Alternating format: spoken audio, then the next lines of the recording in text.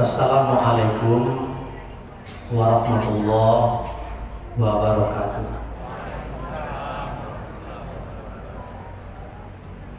Alhamdulillahirabbil alamin wal aqibatu lil muttaqin. Wassalatu wassalamu ala asyrafil anbiya'i wal mursalin wa ala alihi wa sahbihi ajma'in. Asyhadu an la ilaha illallah wahdahu la syarika lah.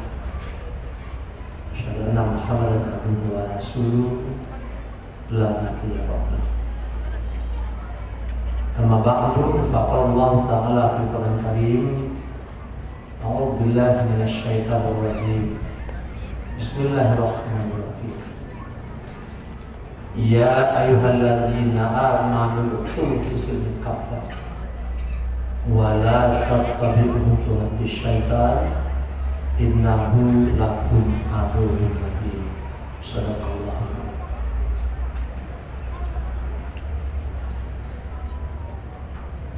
Senantiasa kita bersyukur kepada Allah karena Allah selalu memberikan nikmat yang banyak kepada kita.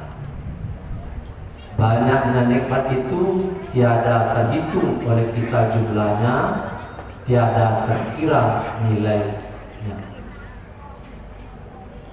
Tidak satu pun kita yang mampu menghitung berapa Allah berikan nikmat kepada kita.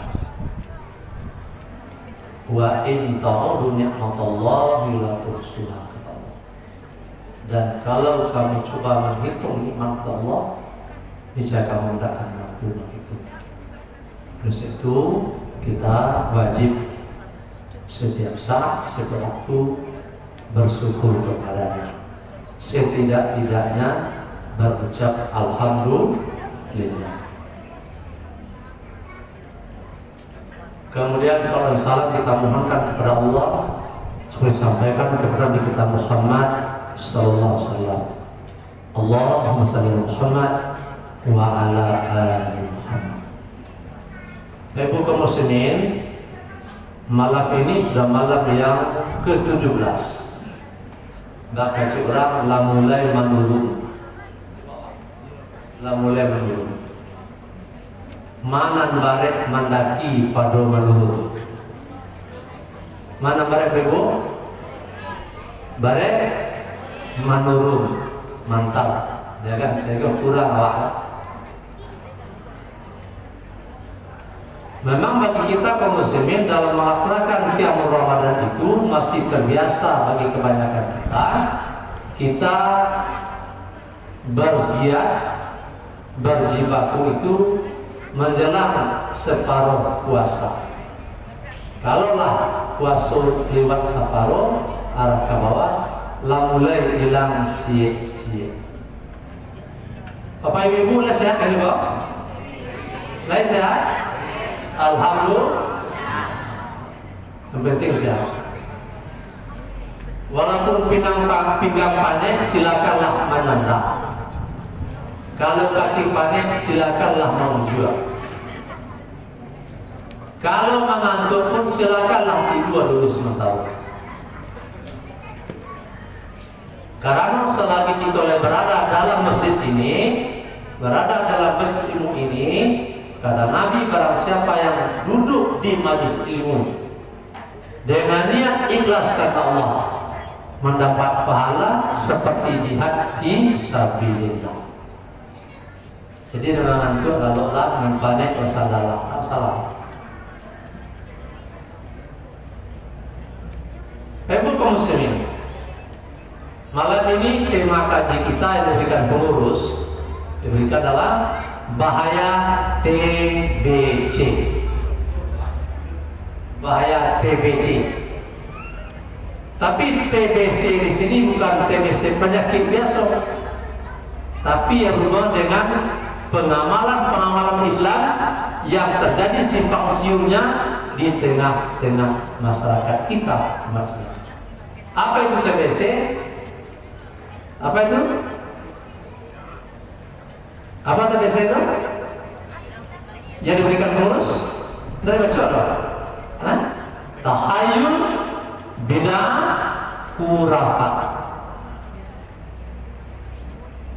Bapak muslimin, Kita tahu Islam itu agama yang menyelamatkan. Dalam surah Maidah dikatakan Allah, Islam itu dia sebagai agama yang apa? Dia namanya diturunkan oleh Allah SWT. Islam itu rela menjadi agama kita. Tapi di pelaksanaan di tengah masyarakat masih ada penyimpangan-penyimpangan yang kadang-kadang membuat kita dalam mengamalkannya bermacam model dan pola. Kaum muslimin, kita lihat Muhammadiyah itu memang tampil pada awalnya dalam rangka memberantas TBC itu sendiri, tahayul, bid'ah dan khurafat. Jadi satu-satu, apa itu tahayul? Semacam pengamalan yang dibuat oleh manusia berdasarkan khayalan-khayalan, berdasarkan pendapat-pendapat yang merupakan buah pikiran khayalan yang kadang-kadang itu menjadi kebiasaan di tengah-tengah masyarakat, yang kadang-kadang dipercaya oleh kita dalam kehidupan sehari-hari.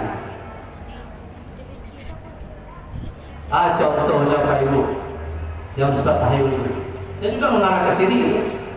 Apa itu tahayul contohnya?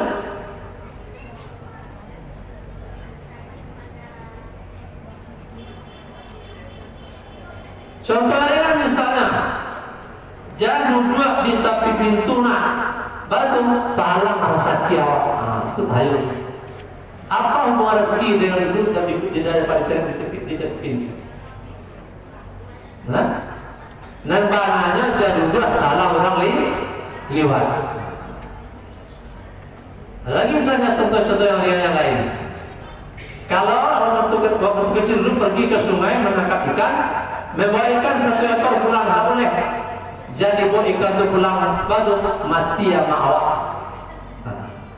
Saya masih ingat itu waktu kecil. Jadi kebiasaan itu yang dikembangkan berdasarkan khayal dan pikiran-pikiran saja. Itu namanya tahayul. Yang kedua adalah bid'ah. Apa itu bid'ah? Menyangkut dengan amalan-amalan dan kebiasaan-kebiasaan ibadah kita. Menambah-nambah yang tidak ada dasar hukumnya, baik Al-Quran maupun Sunnah. Itu namanya bid'ah. Tapi bid'ah dalam bentuk teknologis barangkali mungkin itu dibolehkan saja. Contohnya apa? Dulu orang nggak bisa berkendaraan, ada punya kendaraan waktu zaman Rasul itu. Sekarang ada kendaraan. Kadang-kadang kawan-kawan yang sambil bergurau mengatakan, kok pakai motor bid'ah? Bantu Nabi dulu pakai motor, ya kan? Pakai motor bid'ah.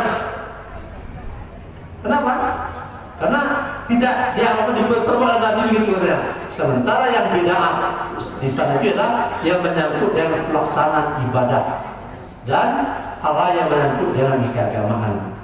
Contohnya adalah sholat isya kaum rakaat ditambah menjadi 5 rakaat, itu bid'ah. Itu sudah ada. Lalu bagaimana barangkali mungkin kalau misalnya perbedaan dalam pengamalan ibadah yang tetapi dasarnya sama, itu namanya adalah khilafiyah. Namanya khilafiyah. Beda dengan bid'ah. Khilaf itu berbeda tentang pengamalan tapi tidak sama. Itu namanya khilafiyah. Tapi yang bid'ah itu membuat segala sesuatu ibadah itu yang tidak ada dasar hukumnya, baik Al-Quran maupun Sunnah. Lalu yang ketiga, khurafat. Khurafat itu adalah sesuatu yang menyangkut dalam hal yang mengarahkan kita kepada syirik.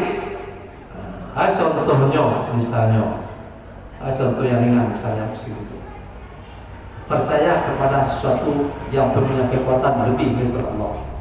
Kadang-kadang kita mempercayai benda-benda yang kita pakai. Mungkin ada yang percaya pada keris-keris keramat, ada yang percaya kepada batu cincin pakai, ada yang percaya kabura daripada Allah pakai, ya kan?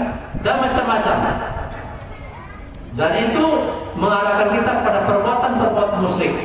Nah, 3 hal inilah yang diusahakan oleh gerakan Muhammadiyah kita ini untuk memberantasnya. Baik yang berbentuk tadi tahayul, berbentuk bid'ah, dan bentuk berapa. Kenapa? Semua itu membuat kita yang mengarahkan kita pada hal yang tidak baik, yang kadang-kadang musyrik di tengah-tengah masyarakat. Terutama seperti khurafat misalnya. Khurafat itu dekat sekali pada musyrik. Sementara musyrik itu dosa besar bagi kita. Kaum muslimin bisa jamaah, alhamdulillah. Oleh sebab itu mari kita bersama-sama berusaha untuk menghindari dari yang 3 tadi. Yang pertama kita hindari yang berbentuk tahayul, yang kedua hindari berbentuk bid'ah, yang ketiga hindari berbentuk khurafat. Kenapa? Karena Islam itu murni adanya. Kita katakan Allah katakan dalam Al-Qur'an, ya allazina na'amanu dukhul fi silmi kafa wa la tattabi'u khutuwati syaitan innahu lakum aduwwun mubin. Maksudnya kamu secara kafah, secara keseluruhan, jangan ikuti langkah-langkah syaitan. Sesungguhnya sekali itu musuh yang nyata bagimu. Perbuatan-perbuatan itu merupakan perbuatan-perbuatan yang mengarah pada langkah-langkah syaitan yang kadang-kadang menyesatkan kita dalam menjalankan kegiatan dalam kita, dan juga membuat kita mengarah kepada kemusyrikan. Sementara musyrik itu merupakan dosa besar. Kata kita tadi, 2 yang jelas dosa besar itu. Yang pertama musyrik pada Allah, yang kedua durhaka kepada kedua orang tua. Memang itu induknya. Karena dosa besar itu dari 7 dosa besar. Yang pertama sekali musyrik. Sementara tahayul dan khurafat merupakan sumber-sumber kemusyrikan. Sementara dosa musyrik itu dosa yang tidak bisa diampuni dan tidak bisa diampuni melalui pahala-pahala ibadah, tapi bisa melalui taubat. Dosa-dosa besar yang dilakukan kaum muslimin itu bisa diampuni melalui taubat. Kata Allah, ya allazina amanu tubu ilallahi taubatan nasuha. Hai orang beriman, taubatlah kamu kepada Allah Subhanahu wa taala. Kalau berbuat dosa besar, obatnya taubat.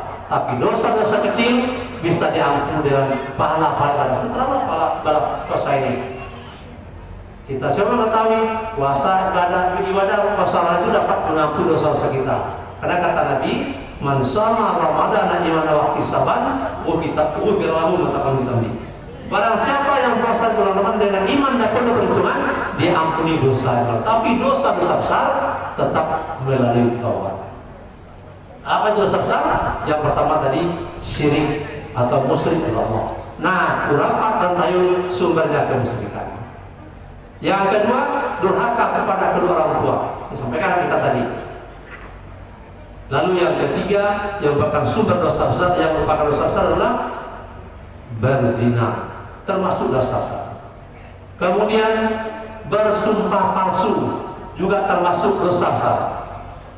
Kemudian meninggalkan kewajiban atau amal-amal wajib seperti meninggalkan sholat, meninggalkan puasa wajib, itu dosa besar.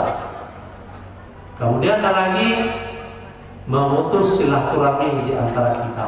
Lalu yang berikutnya adalah dosa besar ialah memakan hak anak yatim secara batil. Oleh sebab itu kaum muslimin kita semua mari bersama-sama untuk menghindarinya. Kenapa? Dosa besar itu tidak bisa diampuni dengan pahala ibadah kecuali melalui taubat yang sebenarnya.